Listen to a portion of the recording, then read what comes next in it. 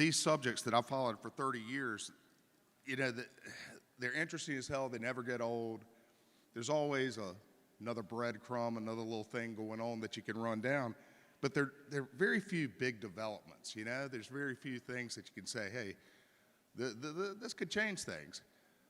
And I recognized when I first heard about it that the vases was one of those subjects. But the subjects don't create themselves, right? The information doesn't. Let's keep it down just a little bit in the back so people can hear. The subjects don't just pop up and manifest themselves. You know, it takes human agency.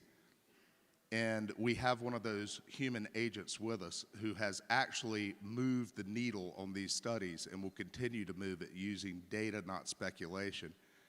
And that's Mr. Matt Beall from Sarasota, Florida. He has made a tremendous difference to our community. And a lot of people, some people in the world are particularly blessed with privilege and take the reins of it and do the most they can with it. Matt has done so with his family company, which is over 100 years old, in the most difficult business in the world for the last 20 years, and that would be retail. How the hell would you like to run a 100-year-old family company trying to sell out of bricks and mortar in this environment? And they grew it. It is a healthy, growing company because of Matt Bell's leadership of that company.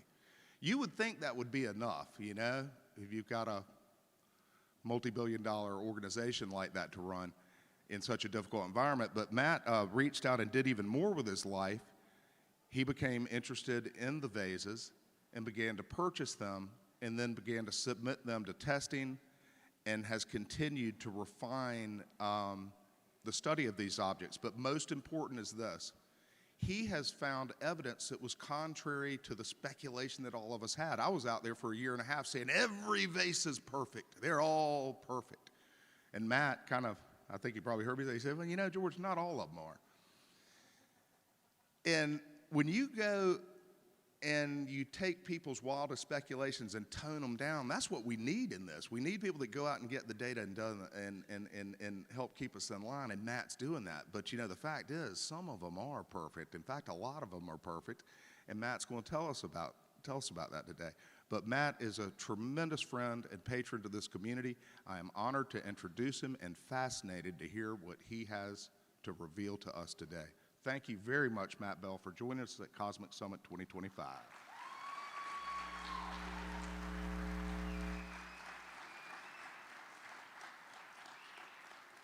What's up? How's it going, everybody? Good, good. Everybody sleep good? Ready to go today? I did not sleep, man. Baby's screaming all night, all damn night. Could not get to sleep last night. But stole that joke from my good friend Ryan.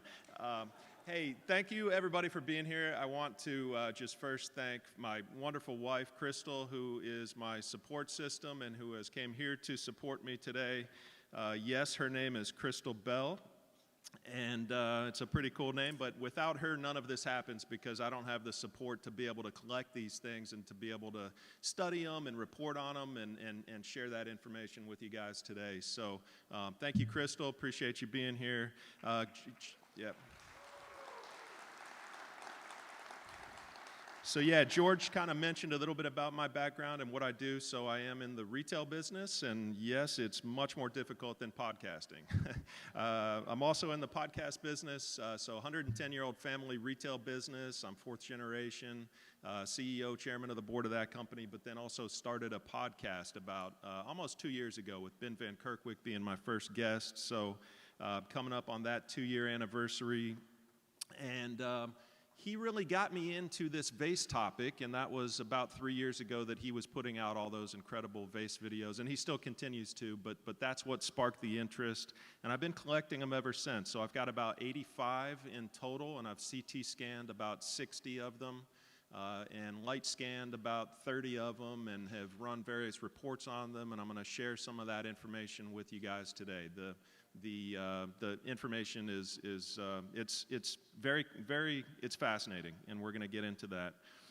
So I'll share everything that I think that I know about that. And there's also a website if anybody's interested in a 3D printed copy of any of these. Ryan and I are starting to kind of get those out onto the website. That's ancientstonevases.com.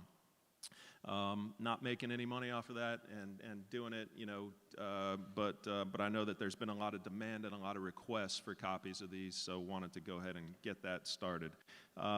The presentation today, just a quick outline of this presentation. I won't spend much time on this slide, but just kind of want to talk about some of the history of the vases and what we know about them or what we think we know about them, a little bit about their various features, and then kind of what happened to them after they were excavated. So what that excavation process was like, it was kind of like the gold rush out in California. It was a free-for-all.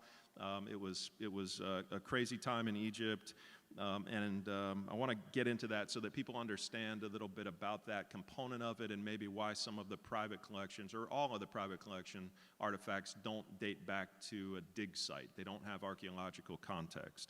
So we'll get into a little bit of that. We'll talk about CT scan, light scanning, some of the metrological system findings, and then I've been working with a scientist named Max, Dr. Max. He's a brilliant scientist, and he's been doing a lot of incredible work on these artifacts, and yeah, we've uncovered some really cool stuff with a lot more to come. So in terms of the mystery about these things, you know, it's like the when, why, and how were they made are kind of the big three mysteries. So when were they made? We know that they were basically before the Third Dynasty, at or before the Third Dynasty at the very latest. So they could go way back into time. They could be even prior to the Younger Dryas, you know, in a lot of cases. I don't think you can say that it's the same thing for every one of these artifacts. Every one of them has a different story, a different timeline, a different, you know, manufacturer. But they're old. They're really freaking old. And they go way back into time, and I'm going to talk a little bit about the excavations and how we know about that. The why they were made, nobody really knows. Nobody really knows what the function of these things and what the purpose of them was. There's a lot of speculation out there, but people don't really have a full understanding of what they were used for. If you ask Egyptology, it's like they were you know, perfume holders, and they could have been used for drinking liquids, water out of, whatever, but ointments, that sort of thing. As boring as you can get is kind of what the mainstream view would be on these artifacts. So the why is a huge amount of speculation, and then how they were made. The how that they were made is where it gets pretty interesting, because the vases are extraordinarily precise, and they are not able to be made in the traditional means that are explained to us by Egyptologists, archaeologists, academics. The explanation is that stone and copper chisels were used to kind of take a rough block of stone and make it somewhat round, and then like a wooden drill was put into it. Sometimes they say with a copper tip, or potentially an entire copper tube was kind of drilled out the core of it, and then you just kind of rubbed it with rubbing stones and sand and water to make it round. It's the most ridiculous thing. It's completely impossible. It's completely impossible, and especially after measuring and analyzing the scans of these things, we know that that's absolutely ridiculous. So the tools to make these things are not in the archaeological record. They're just not there. We don't have the tools, and there was certainly a lathe involved in these. I mean, that's undeniable, it's unquestionable, but it gets a little bit more interesting than that, because the hollowing out process is still a complete mystery, and the removing of the material between the handles is still a complete mystery, and we'll get into a little bit on that. But I think that the tools don't explain the extreme symmetry that we see even on the Petrie Museum pieces, and Dr. Max has recently scanned 19 items from the Petrie Museum, so we have those scans now, and those are being analyzed. The tools don't explain that from the archaeological record. They don't explain the deep hollowing. They don't explain the polished interiors and just the perfect symmetry and roundness. And they don't explain how these objects align to specific systems of metrology, the royal cubit measurement system. They're as accurate as they are round. Many of them are also equally as accurate to that metrological system. So it's not just they're perfectly round, they're also made to fit specific dimensions. They were designed. So we'll get into a little bit of that. Some of the common features on these things are that they were all made from a single block of stone. So the handles that we see on these, they weren't added later. The handles are all a part of that single block of stone. The bottoms on them are typically rounded, and so even if it looks like a flat, I mean, you can see the very rounded bottom on the spinner vase over there on the right, but the bottoms, even if they appear to be flat, you can spin them. The edges have been kind of rounded off, and so for some reason a lack of friction was important, or perhaps it's a artifact of the manufacturing process. I think that the latter is probably more likely. Some of them have footed bottoms, and some of them have pointed bottoms. They don't all have. Many of them have lug handles. In some cases, they don't have lug handles. In some cases, the lug handles are not drilled. In most cases, the lug handles are drilled. They have holes that go through the actual lug handles. I think, and this is just speculation, but that when we see the ones that don't have drill holes in the lug handles, I'm fairly certain that that's because the object was discarded prior to being finished. So in several of those, you see that the vase itself is lopsided, or it's just cored, and the internal walls aren't hollowed. So I think that they probably didn't pass that quality inspection, and they didn't get completed. They got discarded, and so the lug handles were never drilled. I don't think that it was like the Egyptians that came and drilled all these lug handles on the artifacts that were made from a pre-Diluvian civilization. I don't think that that's the case, just because all the lug handles that aren't drilled seem to be somewhat defective in nature. So the interior tool marks are present on most, if not all of these, which is pretty fascinating. So that's evidence of lathe use. You know, you don't get these fine, precise lines in the middle of these objects unless you're cutting it with a very sharp tool. Whether that's I don't know if that's a diamond tip tool or what type of tool is it, but these are some of the hardest stones on earth. And so to leave those lines, and it's not spiral grooves, it's horizontal lines that they're cutting these objects. So we do see those interior tool marks, but so far no tool remnants on the inside of those cuts. So that's pretty interesting that Max has gone in with a scanning electron microscope and kind of looked at these things and attempted to find tools embedded, whether that be copper or whether it be a hard stone, something harder than granite or diamond or whatever it might be, but nothing has been found. They're very clean on the inside, even where you see where you should be finding tool marks with a scanning electron microscope. So that's pretty interesting. The exterior is typically polished. Some of the polish is significantly better than others. The precision, again, is absolutely remarkable. Sometimes they're extraordinarily precise. Sometimes they align with royal finger measurements, which is a subunit of the royal cubit, and sometimes they have extraordinarily thin walls. They come in all different types of stone types. So the stone types are, some of the hardest stones on earth. Again, lots of shades of granite, diorite, granodiorite, andesite, porphyry, breccia, serpentine, lapis lazuli. Limestone is one of the softer ones that they used. They're often more playful in nature. It's like they're just toying with the material when it gets into limestone or breccia. Basalt, very hard stone. Quartz glass, I was able to find one of these. Actually, there's only one in the world that I know about that's made of quartz glass.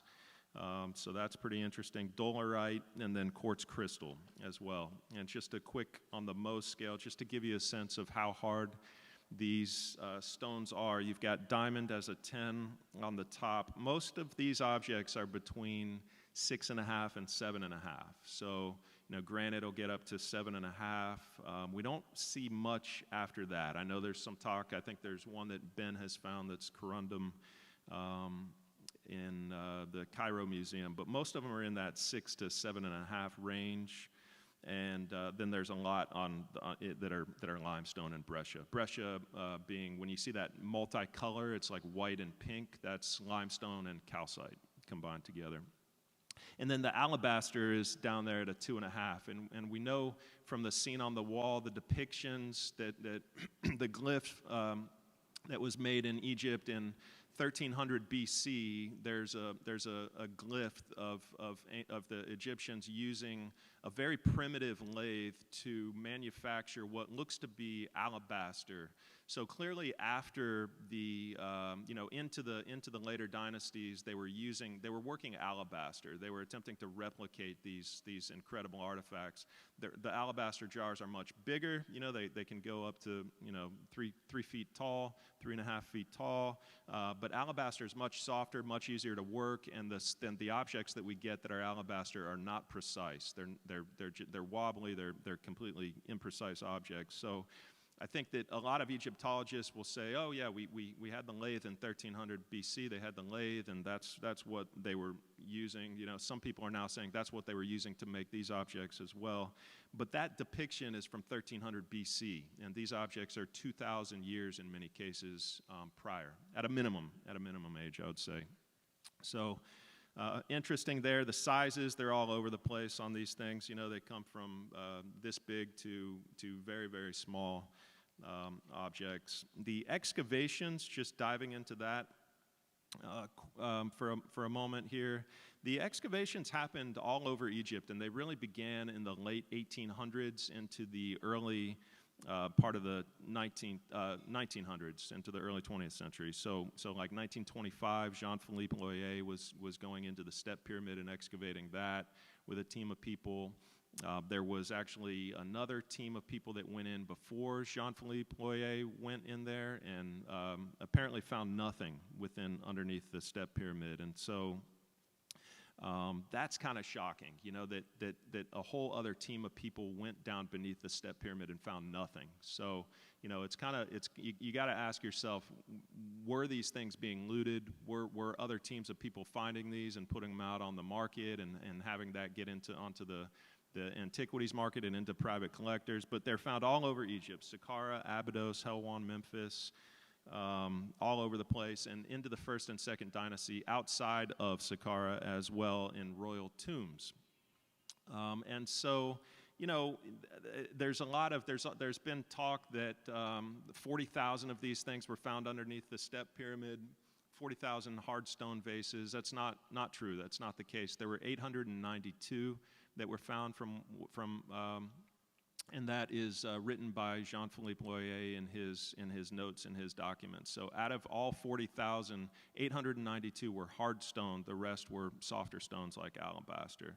But the challenging part is we don't know how many were looted and how many were stolen and how many were dug up by people that were finding these things and putting them out for sale on the art market. And so it's challenging to know, but we know that at least there were at least thousands of hardstone artifacts that were recovered in Egypt. And if I'm guessing, I'd probably say, 100,000-ish or so. Just complete speculation, though. It's very difficult to know.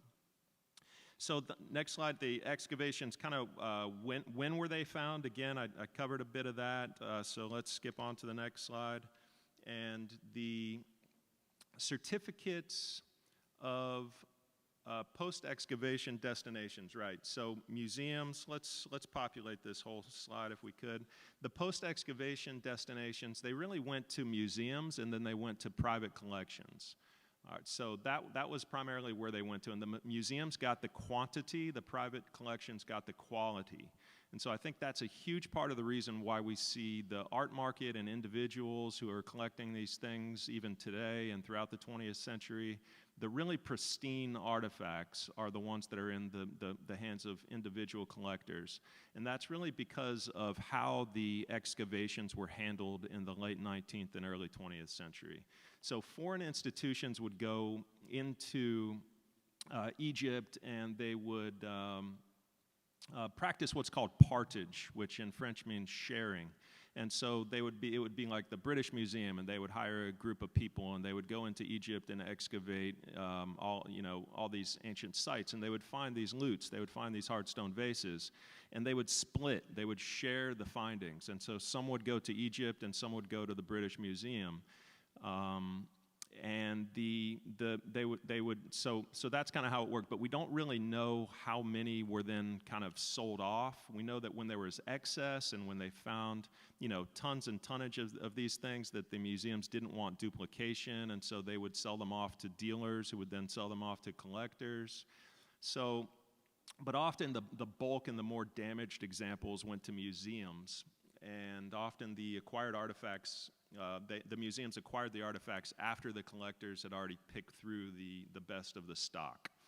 So, I'm not saying that fakes don't exist. I think that it's very likely to think that at this point in time in the 21st century that we've figured out that how to make these things and can probably produce them. But I think that for the most part, these are legitimate and genuine artifacts, and you can typically tell if something was made yesterday versus if it was made thousands of years ago.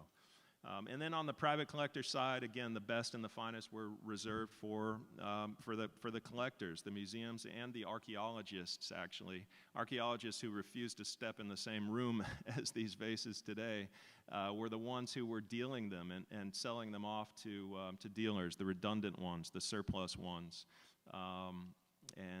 Because that's where the money was. They were really reserved for the elite. They were reserved for the elite in Europe, in Asia, and in the Americas. So, next slide.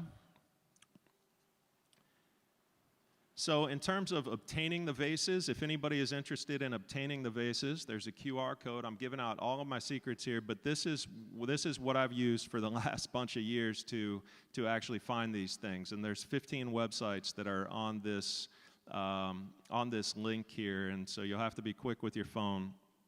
I may come back to this in a moment too, but these are. My wife will be happy. I think we're done. I think we're done. So happy to give all of this information out to everyone and let everybody know my secrets of collecting. So that'll give you a link as to where you can find these things. I will say that most of these sites today don't have stock. Like nobody has anything for sale today, and so it's very difficult to find them today. And I think that speaks to the legitimacy of these, and that it's not like people are just creating these in their garages and putting them up online for sale. I mean, there's literally like one or two available worldwide right now that you can find. So I think that does speak to their legitimacy. When you buy these, you do get a certificate of authenticity, and it comes with all of this fantastic information. The claim of authenticity, which is they're examined by an expert, that the expert believes that they're real. They come with a date of manufacture, the culture, the stone type, the dimensions, the issuing party, and a summary of the provenance.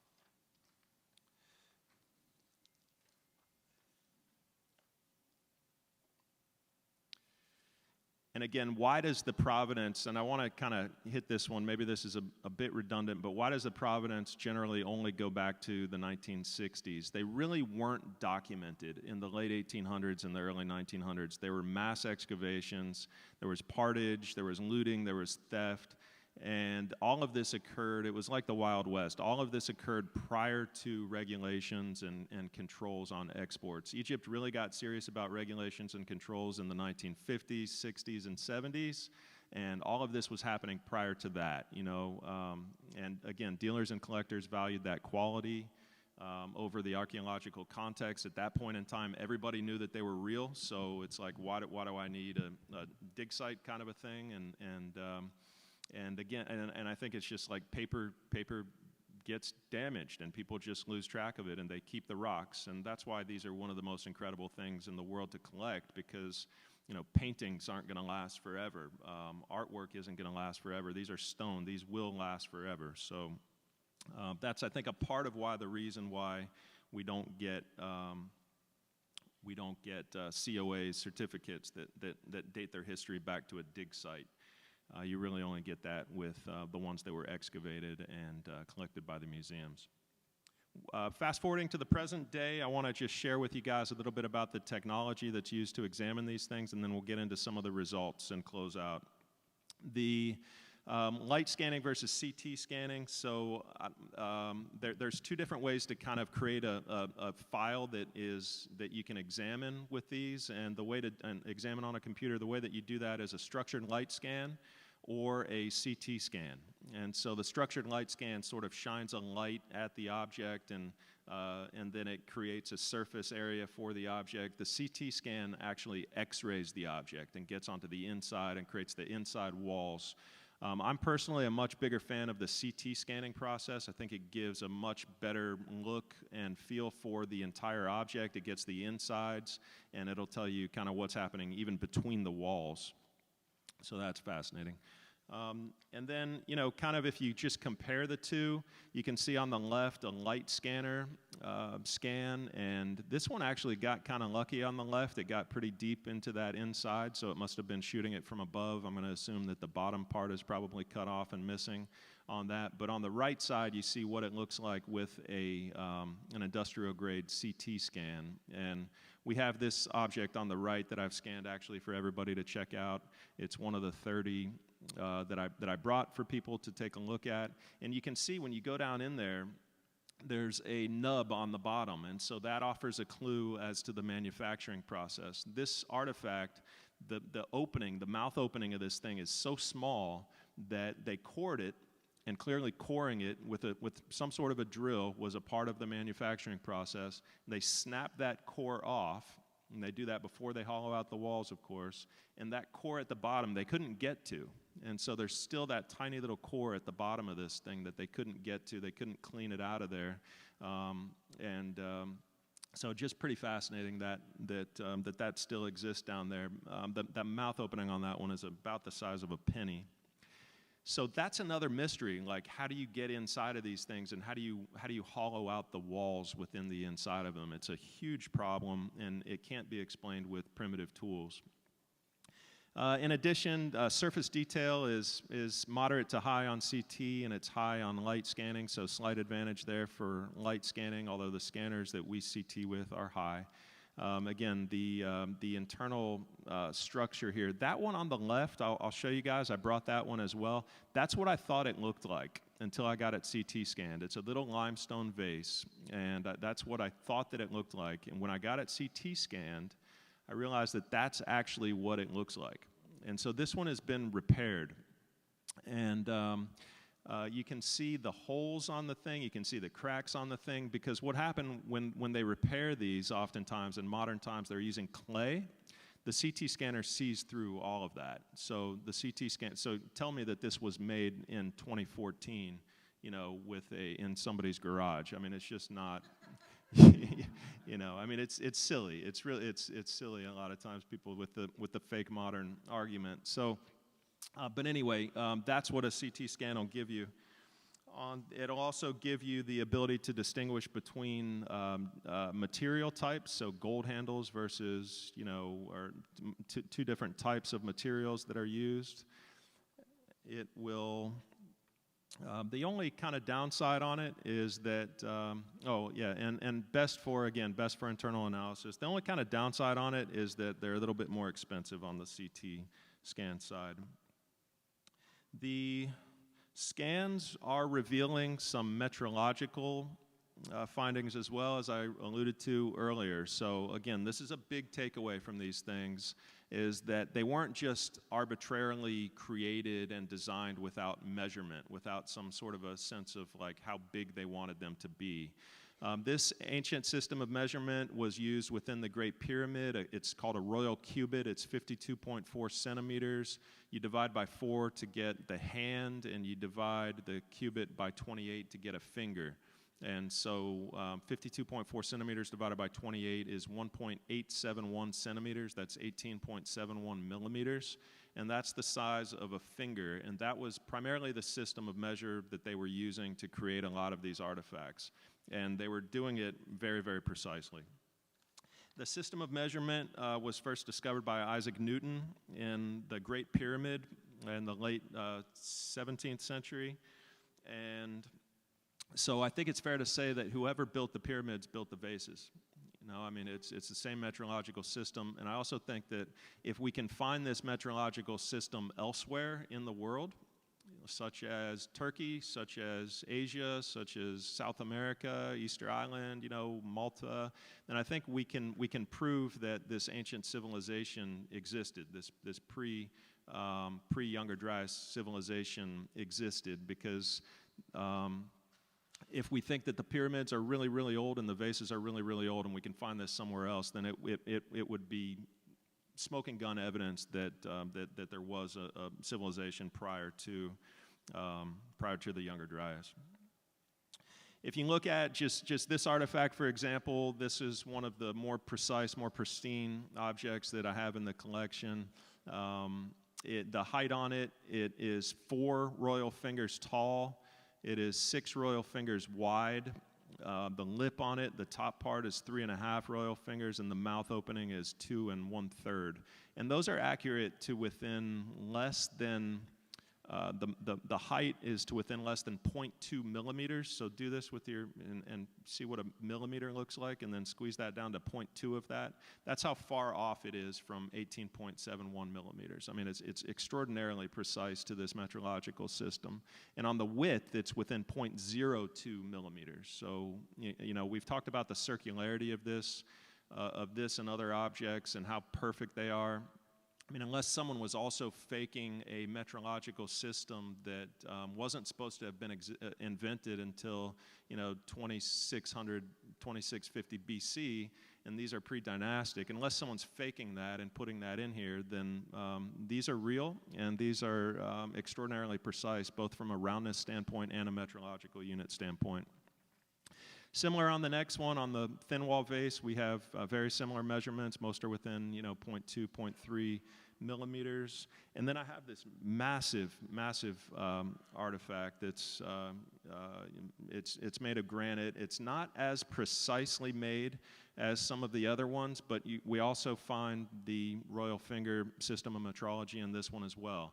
And what we find on this massive one is that it's not done in fractions. It's done in whole royal finger measurements. So the height, the width, the lip, the neck, the handles, they all measure out to within 0.5 millimeter up to 1 millimeter of that royal finger. So every measurement that you can take on this thing measures out to royal finger measurement. And then, you know, lastly on the metrology system, this artifact from Alex, what the hell's his name? Adam Young, thank you. His collection, I always get Adam and Alex confused, and working with those two guys together. But anyway, this is from his collection, and some of you guys, if you're really into this vase topic, might recall that unsigned.io did some really great work on this, and they found the flower of life within this artifact, or it could be called the grid of life. And they found that the mouth opening on this thing was 1 base unit. That's what they called it, 1 base unit. And after looking at this and realizing that these royal finger measurements were used, it was easy and obvious to realize that this 1 unit measurement was actually 1 royal finger measurement. And so they didn't quite catch that at the time, but the mouth opening on this thing is 1 royal finger. The width is 4.5. The handles are often measured in circumference on the royal finger, and so as opposed to just straight diameter. And then you start to see these sacred geometry numbers in here. The max lip diameter is pi royal fingers. The neck diameter is phi squared royal fingers. The foot radius is pi over phi squared royal fingers. The one that was super interesting that I just didn't understand for a long time was the height. And why would the height, why 6.4? You know, we're usually getting fractions. They usually use thirds or halves. But what does 6.4 mean, if anything? Or maybe it was just an artifact of the creation. But as it turns out, 64 is the number that is assigned to the grid of life. It's the number that represents that grid of life or flower of life in ancient times. And so I think they were clearly trying to give us a message here that the grid of life is alive and well within this artifact, and it does show up in that circle analysis that unsigned.io did on this artifact. So pretty cool find there as well. On the next page, if you can populate this, Ryan, they're not cast. So these aren't geopolymer, and I just want to show everybody that these were cut with tools. So these were cut, And there's 14 reasons why these were cut, and for time's sake, we won't go through all of that. But look, totally open-minded to anything as it relates to these things, but all of the evidence points towards these things being cut with a machine as opposed to poured geopolymer. On the next slide, talk a little bit about Max to close this out. How are we doing on time? 32 minutes in? Oh, good. Okay. So, yeah, we might have some questions, some time for questions after this if you guys have any questions. Or we can just head over to the Vase room and let's ask questions. Let's ask questions because that's a lot of people for a Vase room. I'm going to be there for the next 3 hours. So today after this, so if there's a mad rush of people right after this, then it might be better to stagger and wait and come out at some other time. And then we'll also be in there tomorrow for a couple hours as well, tomorrow morning, I believe at the same time. So Max is a partner of mine now. Max and Ben Van Kerkwyk, that's where I met Max from. He became keenly interested in these. He's Russian. He's a scientist. He's a brilliant human being, and he has taken just a serious interest in analyzing and studying these things, and he's got all this crazy equipment at his house. He's got a nuclear reactor at his house. He's got a scanning electron microscope at his house. I mean, the guy is, he's a good person to have on your side, for sure. On the next slide, Max very quickly went to the Petrie Museum and decided, look, I'm just going to scan these things myself, and get these scans out there and make them public. So he scanned, and they're on his website now. So I know that there's the other team of people were scanning these, and I don't think they've been published yet, maybe, but and again, I don't know why I'm not connected with the Vase scan team. I'm kind of doing my own thing, but Max was able to scan these and then just go and immediately put them out on his website for viewing, and so they're out there now if anybody's interested in checking them out. And he's studying and analyzing these, and we're finding some fascinating things about them. So his website is maximusenergy.com. What he's found is that the inside of these artifacts from the Petrie Museum are entirely consistent with modern technology.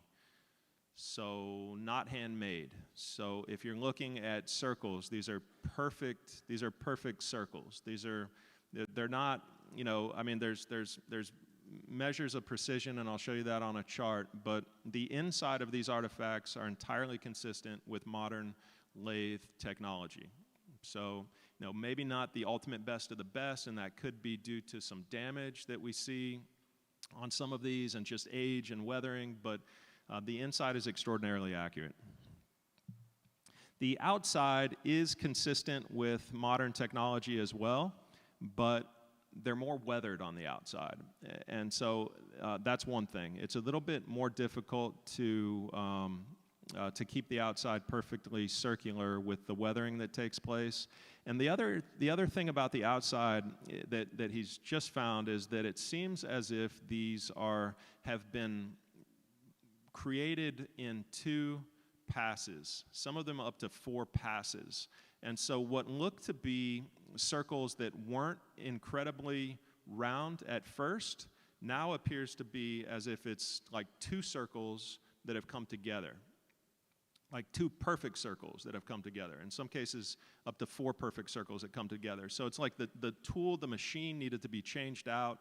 Sometimes the block might have been taken off of the machine and placed back on, and then they do another pass at it. And it almost looks like layers of a cake. And so when you look at the surface deviation report, sometimes you'll see like these horizontal lathe marks, and it's because they're resetting the machine. And so we think that the machine was extraordinarily precise, whatever this machine was that they were using, and maybe it was it was a lathe. I mean, they were turning these for sure. Again, that doesn't explain how they got rid of the material between the handles, and it doesn't explain necessarily how they hollowed them out. But that was an interesting finding, that the Petrie Museum scans, all 19 of them, were extraordinarily precise. Much more, I'll get to that in a second.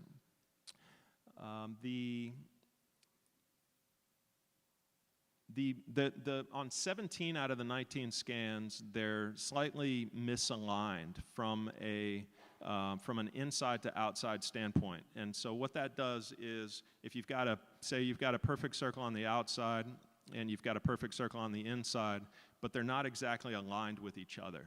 So that changes the wall thickness. So the wall thickness on one side might be a little bit more thin, the wall thickness on the other side might be a little bit thicker.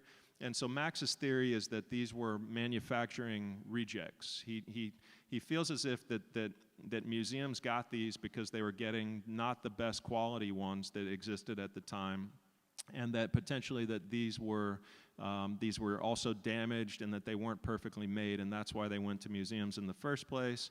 But at the same time, they're for whatever reason they're not perfectly aligned from the center where the lathe cut out the center to where the lathe cut out on the outside. There's a little bit of a mismatch there, and so potentially some of them are unfinished, potentially some of them are rejects. We're not entirely sure yet, but we should know more on that with further analysis. And I will say that in my collection, out of the 85 total, and again, I brought 30 today to show everybody. Couldn't quite get them all. I couldn't quite, mentally put them all together, and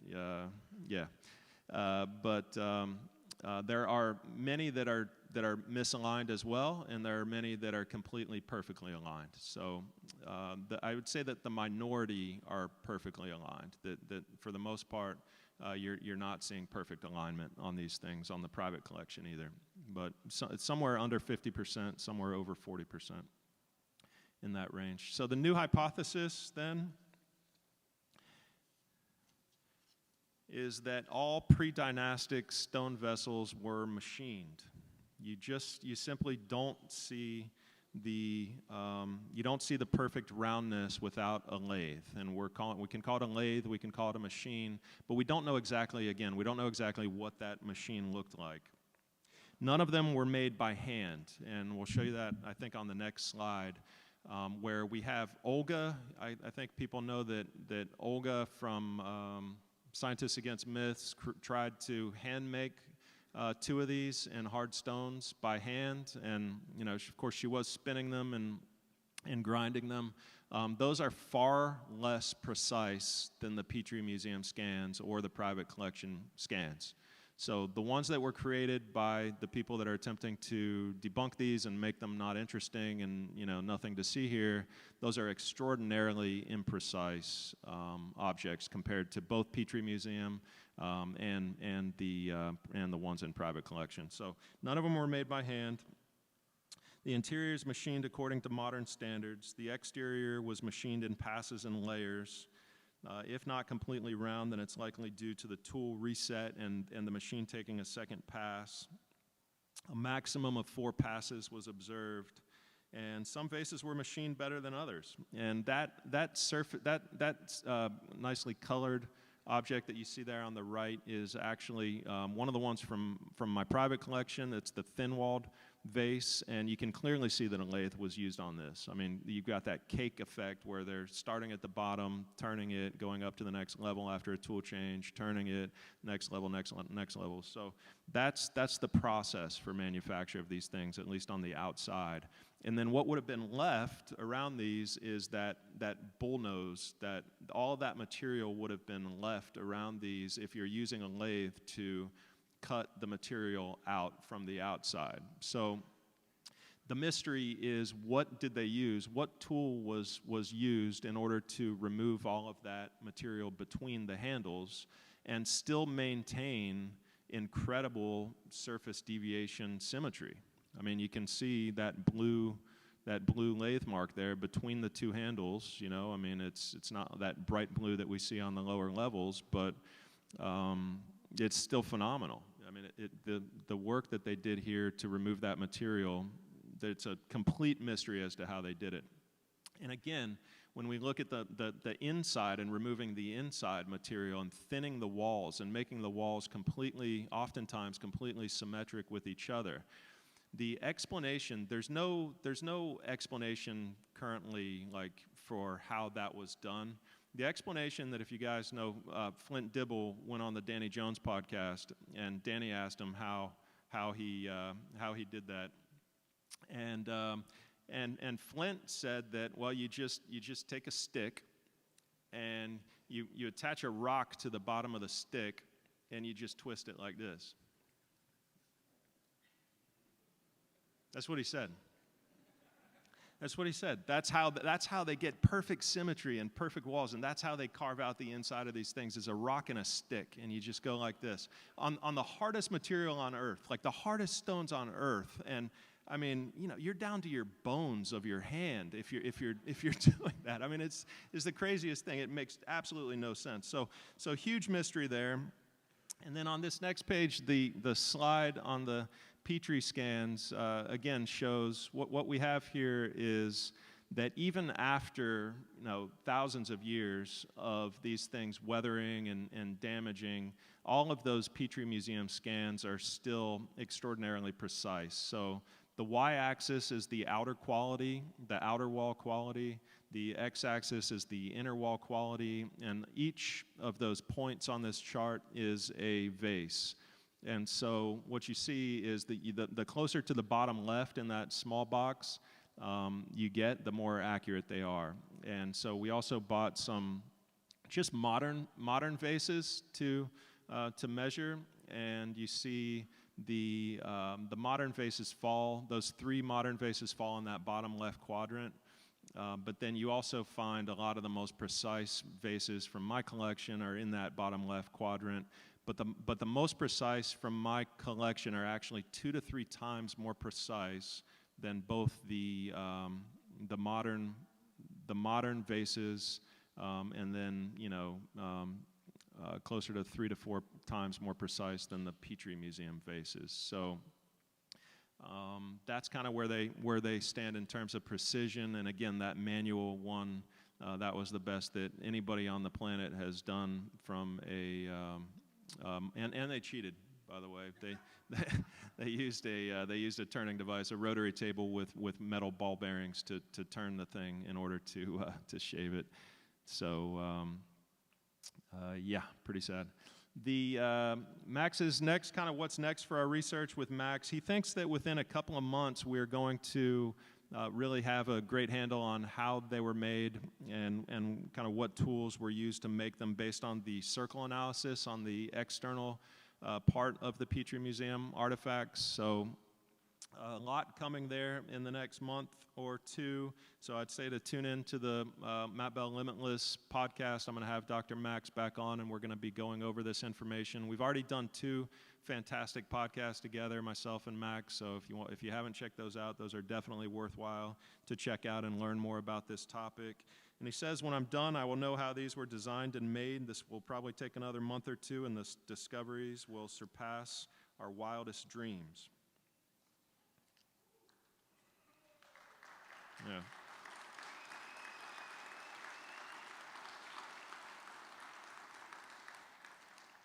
And then if you skip this next one, because I think I basically covered it, but on this slide, I got 2 more slides. I reached out to a modern manufacturing company, modern precision granite manufacturing company, to attempt to have these scans recreated in a modern artifact. And so I gave them how many scans? 3 scans to take a look at? Yeah, 3 scans. And the response was this. Good afternoon, Ryan and Matt. Had a few internal discussions with the team, and as great as this project is, we don't appear to have a way to achieve it. This is a modern precision granite manufacturing company. The primary issue is we don't have any CNC equipment that could get inside of the opening to hollow it out. One thing to note when discussing with other manufacturers is thinking about what kind of tolerances you'd be willing to accept on the accuracy of the reproduction. If we had the equipment that could hollow it out, the next discussion was going to be what that tolerance would look like, or what tolerance would work, as it most likely won't be as accurate as these scans. if you have any questions or other cool projects, please let me know. So that's from Rock of Ages. I reached out to 4 others and didn't hear back. And those are the only 5 that I know about in America. So right now, I feel like we should be able to make these today, but the people, it just seems logical that if we can, as a civilization, do the things that we're doing, and that we should be able to make one of these, but I just haven't been able to find somebody yet that can make it. So hopefully that will happen. And again, that's for the ones that are super precise. I mean, they're 2 to 3 times more precise than the Petrie scans or even the modern ones that were purchased on Amazon in hard stones like granite that were clearly lathed. These are much more accurate than even those. So I think the key takeaways here are that they're not made with primitive tools. I think we can hopefully agree on that. The best ones went to private collections. There are really good reasons for a lack of provenance. There may be fakes out there in the market, but it doesn't seem like they're abundant if there's none for sale right now. There's precision in both the roundness and the metrological system on many of these. It is the minority that I haven't looked at more than probably 15 of them for metrology, and it's been the more precise ones that I've found the metrology on, and also that huge one. But I haven't gone through the entire collection because I don't have scan reports for the entire collection yet. I just have CT scans. No one knows, another key takeaway, no one knows how they were made, how the handle was removed, how the material between the handles was removed, and how they were hollowed out. And the extent of the looting that occurred is really unknowable. So it's really impossible to understand how many of these are actually out there on the market. And the museum pieces were machined. I mean, it's, I think that's, we have to come to that conclusion now. This was not made with, rocks and sticks and sand and chicken bones. A big thank you, just to close out here, would go to John Anthony West, who is one of the,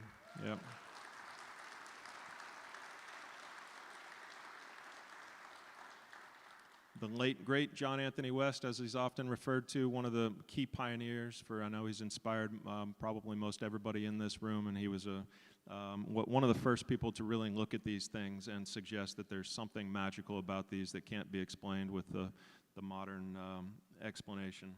Of course, Ben Van Kerkwyk, who has been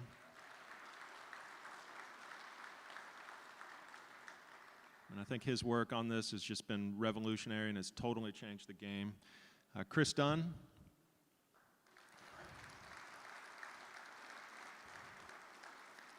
Chris has also been instrumental to this. I was able to work with Chris and go visit him and his family and work on these in his at his office and measure these with precision metrological equipment, and just feel honored and blessed to have been able to do that. And that kind of kept me going down this quest. And then lastly would be Dr. Max. So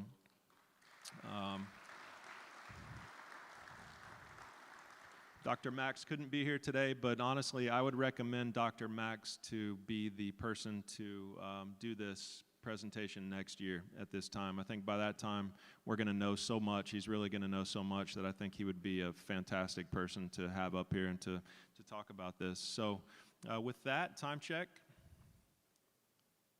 5 minutes? Okay, let's, if nobody's kicking me off stage, I guess we can ask a couple questions. Here, I'm going to bring you this mic. Mr. Dibble, I'm bringing you this mic.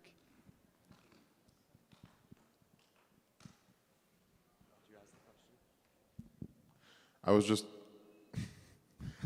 wondering if you were going to touch on Max's theory at all. Yeah.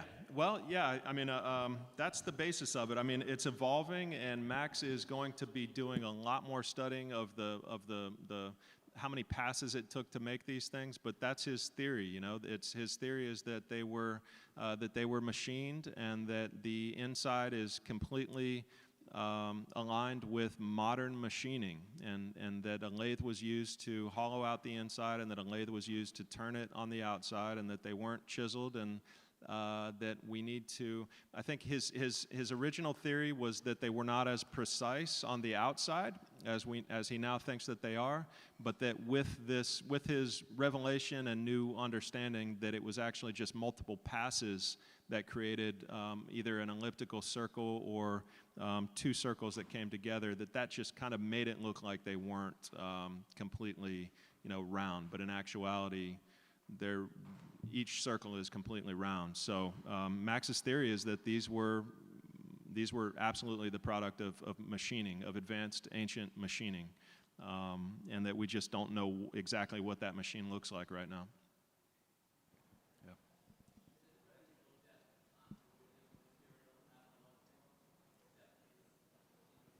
It is absolutely, yeah. So the question is the continuity of the materials at the lug handles. Is it definitely one piece of solid rock, or could the lug handles have been added? It is 100% on every one of these objects, one piece of solid stone, and the lug handles were not added later. So yes. Calling on people I can hear right in front of me. On the lug handles, you said you thought that the holes through them are original. Yes. Are there like spiral grooves or anything inside those holes? Yeah, they're not really. Again, yeah, they're similar grooves to. Some of them have like the groove marks in them. Some of the bigger ones you can see them in there, but most of them are just kind of smooth, to be honest with you, and it looks like on the bigger ones, they went in on one side and they went in on the other side and they kind of met in the middle. And so it's not always like this. It's sometimes you see them, connect in the middle, like just overlapping a little bit. But you don't see a ton of, I don't think I've seen any with spiral grooves. I have seen some with flat horizontal grooves, but mostly they seem relatively smooth.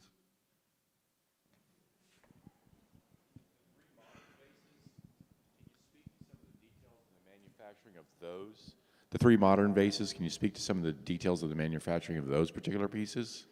Yeah, so they were just, the three modern vases were vases that he picked up, I think 2 on eBay and 1 on Amazon, and they're simply granite round vases. They were made with modern equipment, but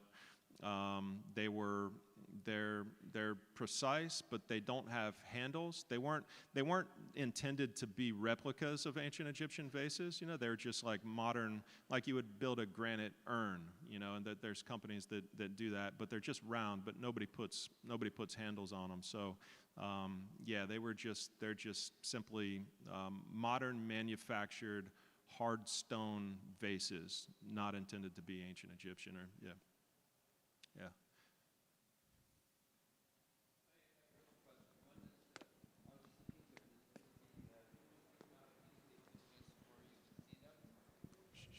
Shucks, I almost heard that. I was just down in Egypt, and is the new museum in Giza the only place you can see them? And the second question is, the other thing that I was looking for, similar to this, I saw in the Serapeum, where you can get actually there and touch it and see it. Do you see any correlation between the granite boxes and in the Serapeum and these vases? Yeah, I mean, I think it's highly likely that they were made by the same people, And the museum in Cairo, you can also see these things. Of course, they're behind glass, but yeah, they're in the museum in Cairo, and they'll be in the new museum as well, as my understanding. But yeah, I feel like the boxes beneath the Serapeum are clearly, I mean, it's got to be the same people making both. I mean, you've got very precise boxes down there, and yeah, both require high technology.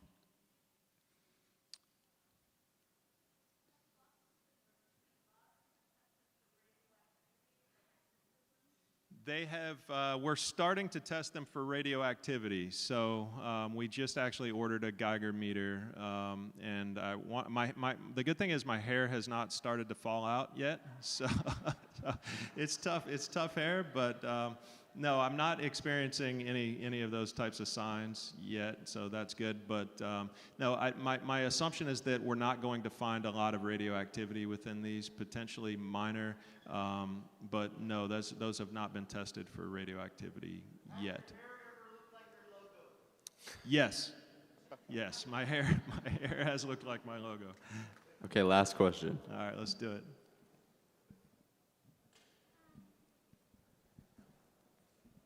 So you said your vases were found in Egypt, but are they also found in other places of the world? No, these have only been found in Egypt. Now they've been moved from Egypt to other places in the world. So you can find them in museums in all over the world, and you can find them in private collections all over the world. But the hard stone vases are really only found in Egypt. There were these. It's a great question. Thank you. And there were these plates, these stone plates that were actually found in Turkey. So at Göbekli Tepe, so we do know that up to 11,000 years ago, human beings were manufacturing stone plates as well. So they weren't vases, they didn't have handles, but they look, they're hard stones. These are made from basalt and granite, and so they at least go back 11,000 years at Göbekli Tepe, and that was a great. Hugh Newman reported on that last year, and we talked about it. So yeah. With that, I will close it out, and definitely appreciate everybody's attention. And yeah, thank you.